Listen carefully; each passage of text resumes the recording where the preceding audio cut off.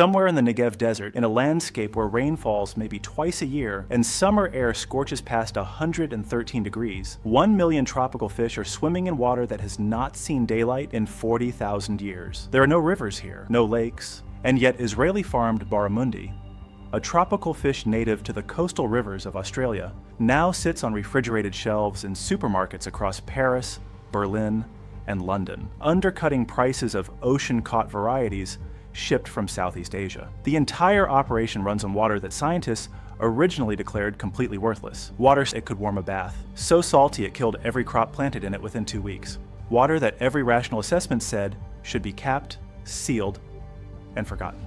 But here's the part that almost nobody talks about. That water took between 20 and 40,000 years to accumulate underground. It does not refill. It does not recharge. Every gallon pumped to the surface is subtracted permanently from a reserve that will never come back.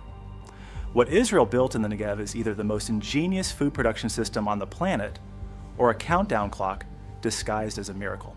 If you're fascinated by engineering that pushes the limits of what's possible, make sure to subscribe, like this video, and drop a comment telling us whether you think this system is a breakthrough or a gamble. Let's start with how they found the water in the first place, because that story alone defies logic. The Negev covers roughly 60% of Israel's total land area. It receives less annual rainfall than Death Valley. For most of recorded human history, permanent settlement here was essentially impossible. You cannot sustain a community where you cannot grow food, and you cannot grow food where there is no water. That equation went unchallenged for thousands of years. Then in 1973, a geologist named Iri Uysar was conducting subsurface surveys when his drilling team punched through 2,300 feet of solid sandstone and struck something that should not have been there. Water, not a trickle. The artesian pressure trapped beneath the rock was so extreme that water erupted upward through the borehole without any mechanical pumping. A self-flowing well, powered entirely by geological pressure that had been building for millennia.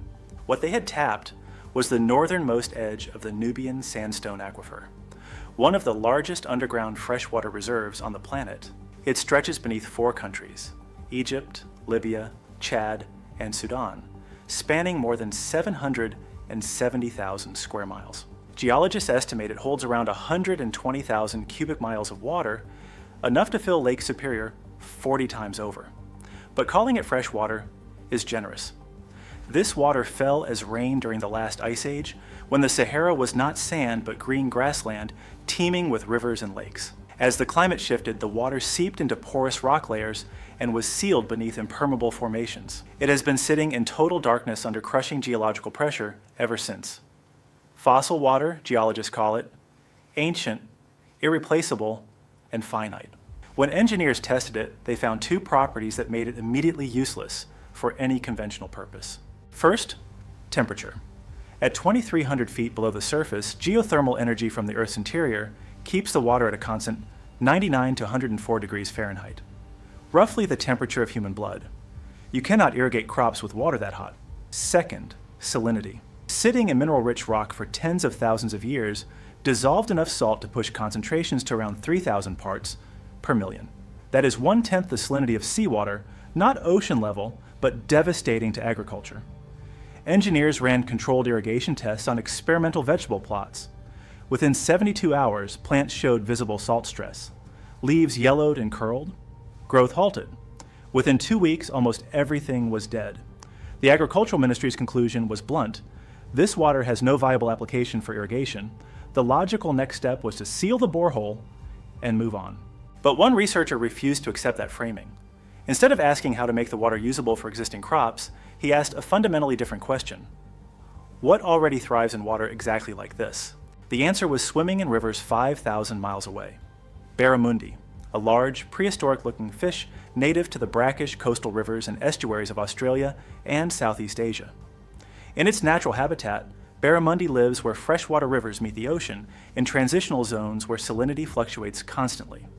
They spawn in saltwater, migrate upstream into rivers, and their physiology is built to regulate internal chemistry across a wide range of salt concentrations. More critically, barramundi are tropical.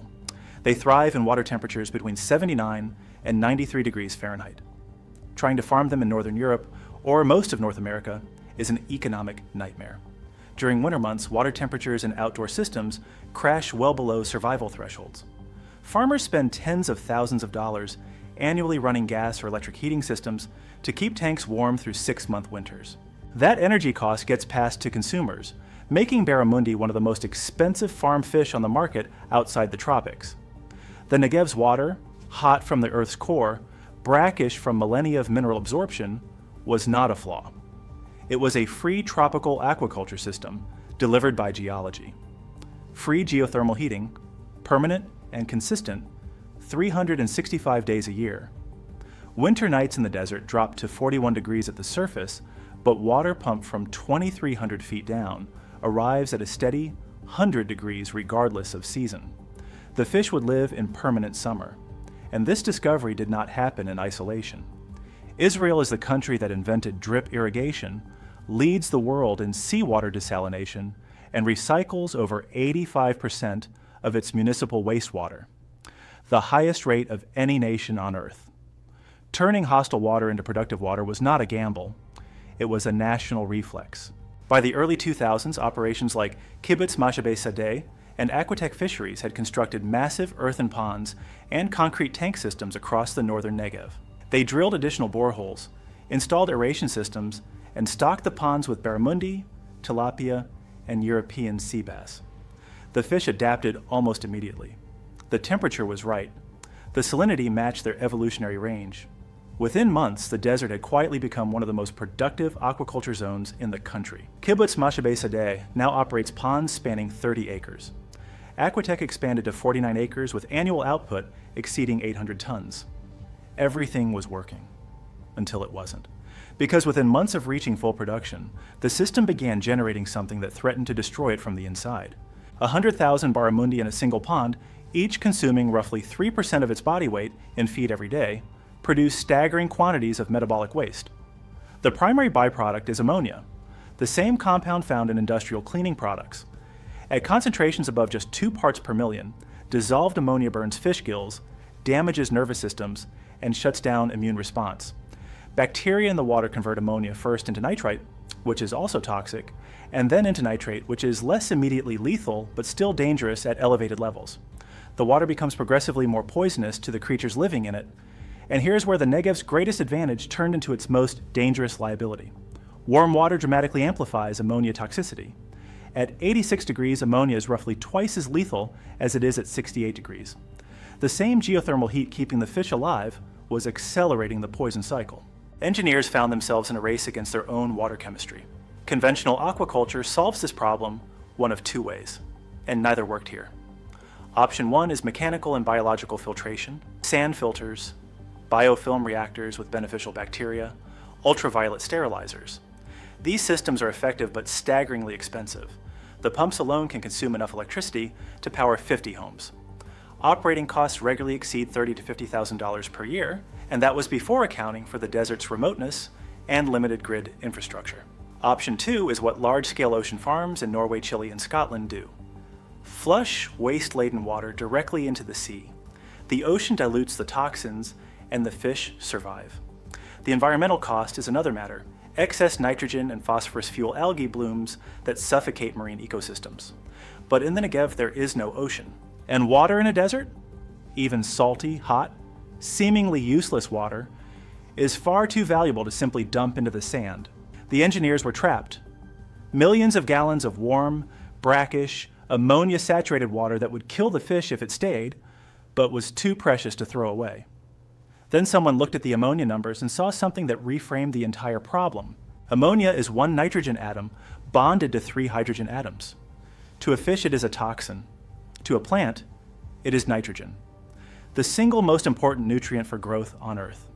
Farmers across the world collectively spend over $100 billion every year purchasing synthetic nitrogen fertilizer, almost all of it manufactured through the Haber-Bosch process, an industrial method so energy intensive it consumes roughly 2% of the global energy supply. The fish were not producing waste. They were producing organic nitrogen fertilizer, in liquid form, in precisely the concentrations plants can absorb, and completely free. Israeli engineers realized they did not have a pollution problem. They had a resource distribution problem. The fish were manufacturing exactly what crops needed, in exactly the form crops could use. The challenge was connecting the 2 systems without killing either one. Instead of filtering or dumping, they built irrigation pipelines running directly from the fish ponds to adjacent agricultural fields. Water flowed out of the tanks, slightly cooled after transferring thermal energy to the fish, and into the root zones of olive trees and date palms planted nearby. The crops absorbed nitrogen, phosphorus, and potassium from the dissolved fish waste. Soil bacteria broke down remaining ammonia into nitrate, and plant roots pulled it from the ground. The first trial plots were cautious. Farmers expected the salt to poison the trees within a season. It did not happen. Olive trees and date palms evolved in the naturally saline soils of the Mediterranean and Middle East. They tolerate water with salt concentrations up to 5,000 parts per million, well above the 3,000 in the aquifer water. And the results were not just acceptable, they were remarkable. Fruit yields in experimental plots at Mashabe Sadeh increased by 15 to 20%. The reason traces back to basic plant physiology. Synthetic fertilizer floods soil with nitrogen all at once. Plants can only absorb so much at a time, and the surplus washes into groundwater, contaminating drinking supplies and fueling downstream pollution. Organic fish waste decomposes gradually, delivering a slow, steady supply of nitrogen over weeks. Healthier growth? Zero runoff. Zero waste. The mild salt stress actually improved fruit quality. When plants experience slight environmental pressure, they concentrate sugars and aromatic compounds in their fruit as a survival mechanism. The dates were sweeter. The olives were richer, but the most unexpected finding came from long-term soil monitoring. Over multiple years, salt levels in irrigated soil did not increase. In some areas, they actually decreased. Date palms and olive trees actively absorb dissolved salt from the ground, concentrating it in older leaves that are naturally shed during annual pruning. The trees were not merely tolerating the brackish water. They were desalinating the soil. That finding carries implications far beyond the Negev. Across the Middle East and North Africa, millions of acres of once productive farmland lie barren, destroyed by decades of improper irrigation that left salt deposits in topsoil.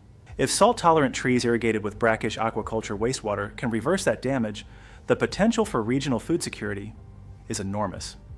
If any of that surprised you, hit like so more people can find this breakdown. And drop a comment. Do you think the system can actually scale globally, or is it too fragile to last?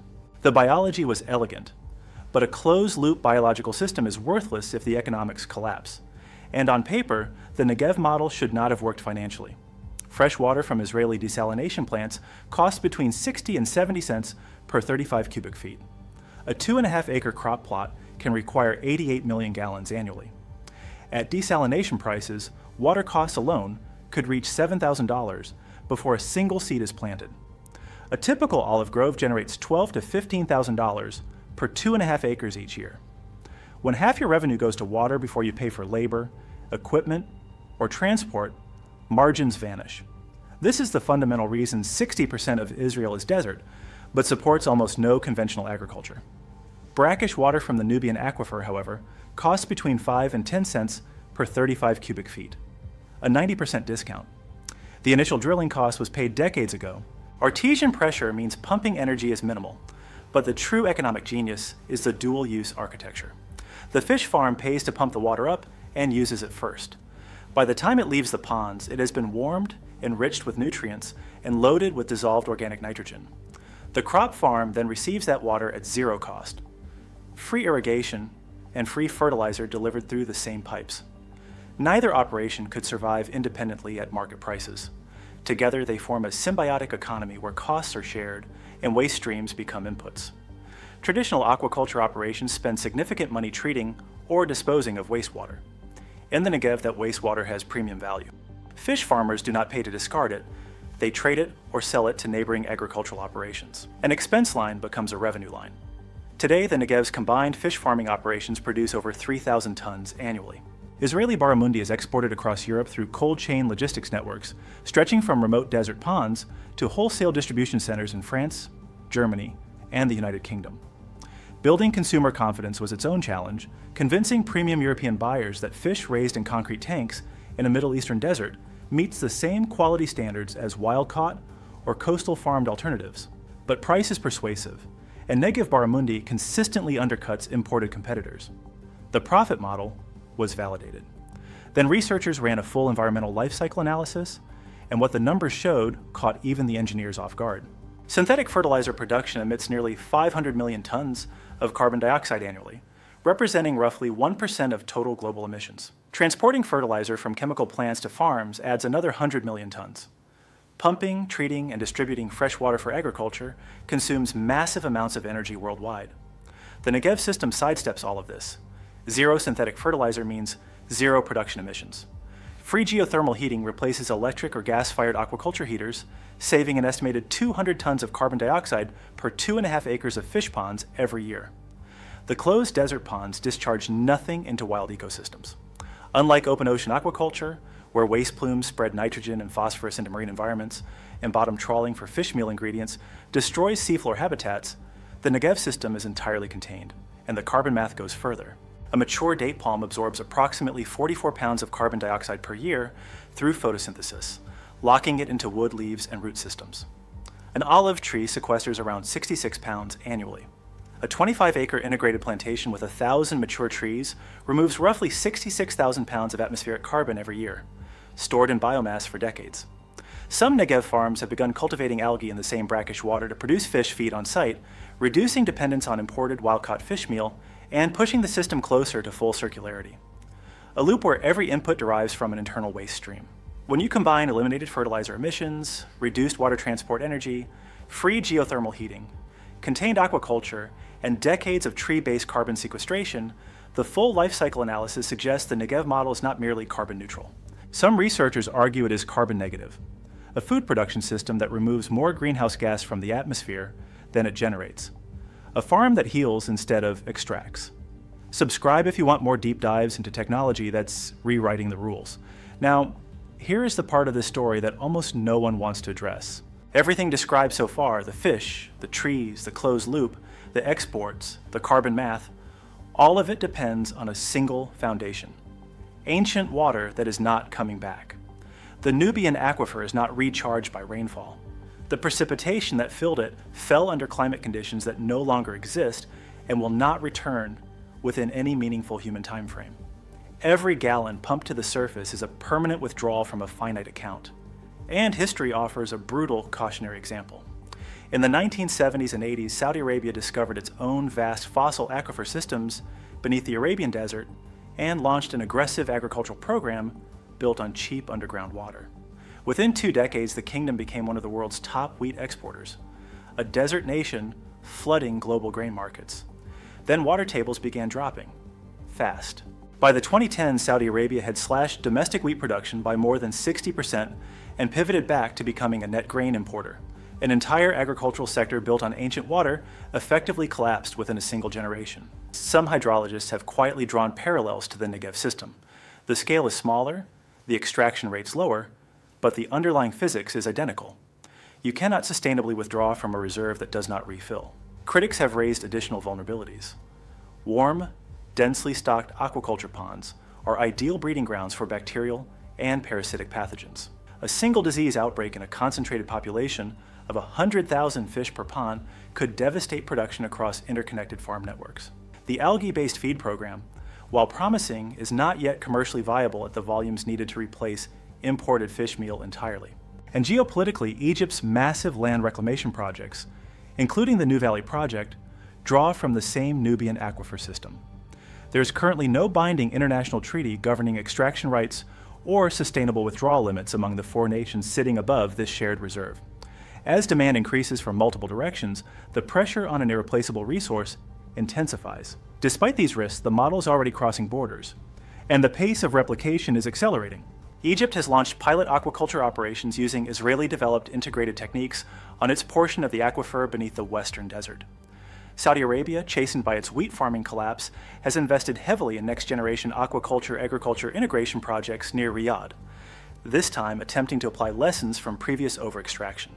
The United Arab Emirates, Jordan, and Morocco are each exploring adapted versions of the model, and reports suggest China has expressed interest in desert aquaculture applications for its vast arid western provinces. But replication is not as simple as copying a blueprint.